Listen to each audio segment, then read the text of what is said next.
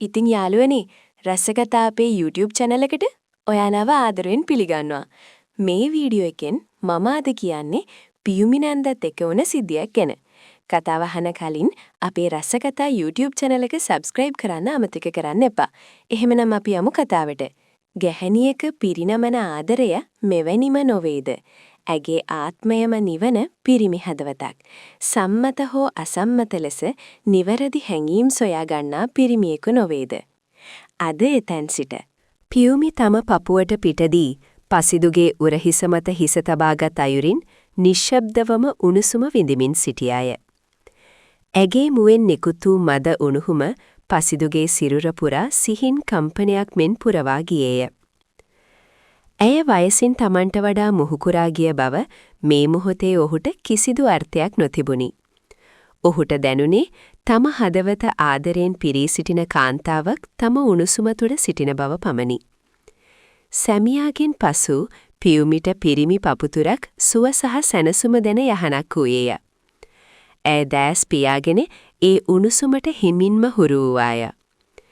පසිදුගේ දෑත් අතර සුරකිව සිටින ඇයට Taman මැදි වයස් කාන්තාවක් බව මොහොතකට හෝ අමතකව ගොස් තිබුණි. ඇය මේ මොහොතේ දැනුණ මිහිරෙන් මත්ව ගොස් සිටියාය. මුවින් නොපවසා පසිදු වෙත පිරිනමන ඇගේ සිහින් ඉඟි ඔහුට නොතේරුණා නොවේ. ඇගේ යටිසිත තුල ගොඩනැගෙමින් තිබූ හැඟීම් උණුසුම් සුසුම් බවට පත්වී පියුමිගේ ගෙල ඉස්මත්ත මත වැටුණි. ඒ උණුසුම දෙදෙනාගේම හදවත තව තවත් ලං කරමින් තිබුණි. මේ අයුරින් ප්‍රේමයෙන් වෙලී සිටියේදී කාලය නොදැනී ගත වී ගියේය. එතෙන් පසුව කුස්සියේ තිබූ ඔරලෝසුව දෙස බැලූ පසිදු දහවල් කෑම වේලාව ලං වී ඇති බව දුටුවේය. නැන්දි, මං දැන් ගෙදර යන්න ඕන. ඔහු පියුමිව තම උණුසුමින් හෙමින් මෑත් කළේය. දැස් පිස දමමින් ඔහුගෙන් මිදුණු ඇය අවුල් වී ගිය හිසකෙස් නැවත සකස් කරගත්තේ. පෙර සිදු වූ කිසිවක් නොවුවක් මෙන්ය. ඇගේ ඒ නිහතමානී ක්‍රියාව පසිදුගේ සිත තුළ ඇති වූ නොසන්සුන්කම තව තවත් වැඩි කළාය. පුතාට තව තේ ටිකක් හදන්නද? ඇය අසුවේ සරල හඬකින්ය. මං යන්නවා නැන්දේ, කෑම වෙලාවට ගෙදර එන්න අම්මා කිව්වා. ඇගේ ආරාධනාවට විශේෂ තැනක් නොදී ඔහු එසේ කියා දැම්වේය. හොඳයි පුතේ, එහෙනම් ගිහින් එන්න. පොඩ්ඩක් ඉන්න. අම්මට මෑකරල් ටිකක් තිබ්බා. මට දැන් ඒව ගෙනියන්න බෑ නැන්දේ. මං යනවා. යතුරත් අතට ගත් පසිදු මිදුලට බැස පසුපස නොබලාම යතුරු පෙදියෙන් පිටව ගියේය. ඔහුගේ පසුපසින් ආලින්දයට පැමිණි පියුමිගේ සිත සංසුන් නොවීය. තම ක්‍රියාවෙන් පසු ඔහුගේ මුහුණේ වෙනස්වීම ඇයට රහසක් නොවීය. සිත තුළ සිහින් රිදීමක් පමණක් ඉතිරි වී තිබුණි. ඇය ඔහුට ආදරය කළද තවමත් සීමාවන් ඉක්මවා යාමට සූදානම් නොවිය. ඇගේ සිත ඒ සඳහා කැනති වුවත් ගැහැණුකමම ඇයට සීමා පනවා ඇතිසේය. මේ ගැහැණු සිතය සීමාවන් පැනීමට ඇයට අවශ්‍ය වුවත් එය පිරිමියාට බාරදී ඇය නිහතමානීව බලා සිටි. පියුමිගේ දැස් කඳුලින් තෙත්විය. පසිදුගේ සිත රිදුනේ Taman නිසා බව ඇය දැන සිටියාය. එහෙත් ඒ වේදනාව වැඩියෙන්ම දරාගත්තෙත් පසුතැවිලිවූයේ ඇයමය. ඔහුගේ උණුසුමේ සුව කෙතරම් වින්දද ඇයට කිසිවක් අත්පත් කරගත් බවක් දැනුනේ නැත. සෝෆාවේ හිඳගෙන හිතේ බරත් සමගම ඇය එහි දිගෑදුනාය. උණුසුම ගියත් මතකය තවමත් ඇගේ හදවතේ උණුසුම්ම තිබුණි.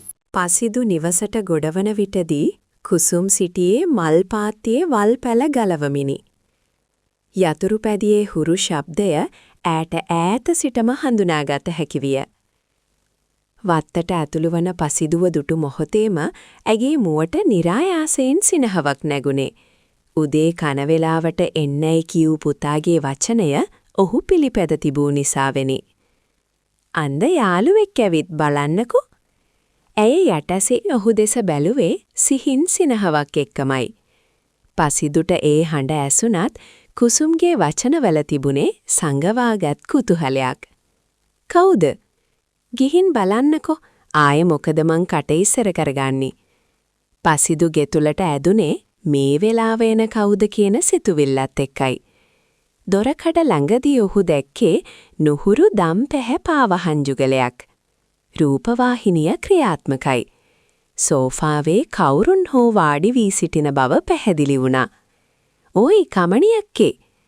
හදිස්සියේ ඇති වූ උද්දාමයෙන්ම පසිදු තම අතේ තිබූ යතුරු ගුච්ඡයෙන් ඇගේ හිසට පොඩි පහරක් දුන්නා. "ආව් මෝඩයෝ මොකද්ද ඕකේ? ඉන්න බෑනේ ඒක රිදුනා."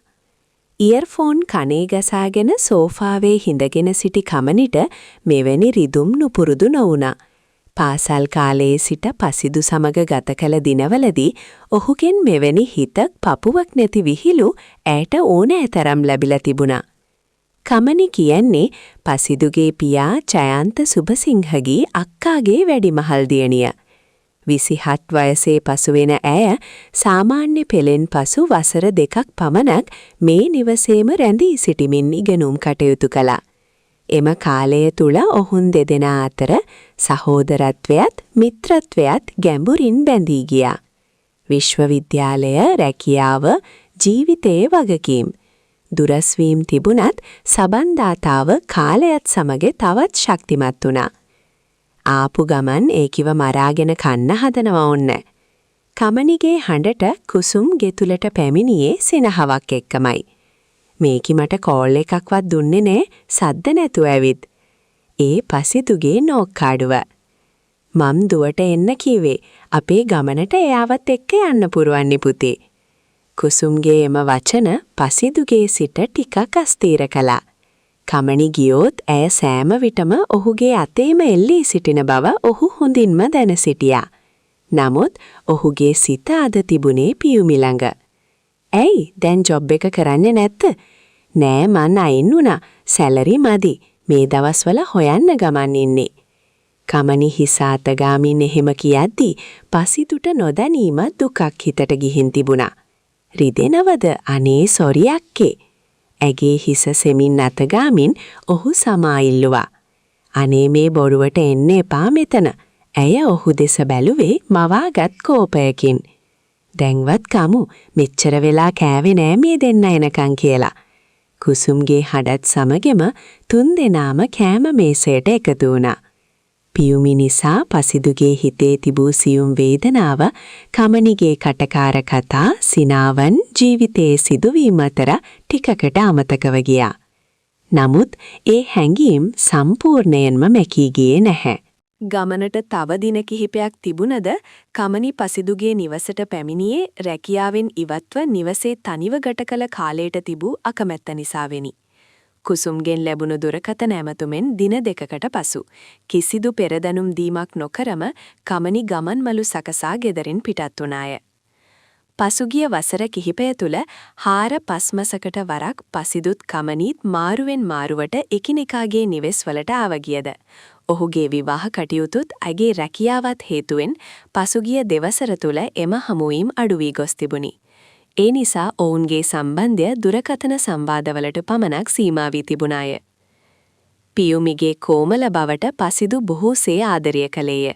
නමුත් ඇය කුඩා කෙල්ලකමෙන් කෙලිලොල්ව හැසිරීම ඔහුට සමහර වෙලාවට ගැටලුවක් වුණි. ඔහුට ඇය සමග ජීවිතයේ ඉදිරි පියවරක් තැබීමට අවශ්‍ය වුවත් ඇගේ හැසිරීම ඔහුට ප්‍රශ්නාර්ථයක් බවට පත් වී තිබුණාය. හවස් යාමේ ගෙමිදුලේ තනිව සිටි පසිදු සිතට එන මිශ්‍ර සිතුවිලි ඔහේ ගලා යන්නට ඉඩදී අඹගස යට තිබූ සිමෙන්ති බංකුවේ දිගා වුණේ දුරකථනය පපුව මට තබාගෙනය. ගමන් මහන්සිය තිබුණද වියලි කාලගුණය නිසා සැඳා සමය ලංවෙන තෙක් නාකියාගත් කමනි සැහැල්ලු කොට කලිසමකින් සහ ටී-ෂර්ට් එකකින් සැරසි තුවායෙන් හිස පිස දමමින් නිවසින් පිටටත් පැමිණියාය. දුර තියාම බංකුව මත නිදා සිටින පසිදුව දෙක ඈසෙමින් පතුලටත් නොදැනෙන ලෙස ඔහු වෙත ලංවුණාය.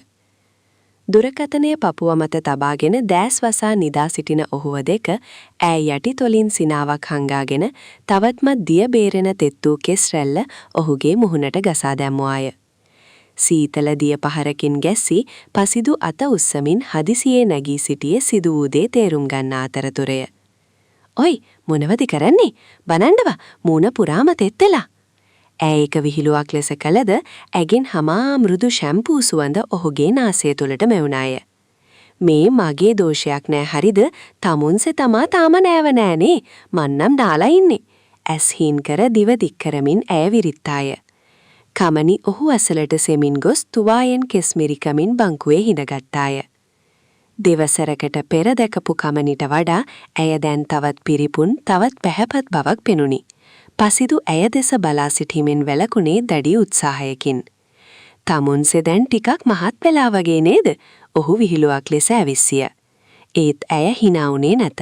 ඔහු අසලින් හිඳ මුහුණ ටිකක් අඳුරු කරගෙන.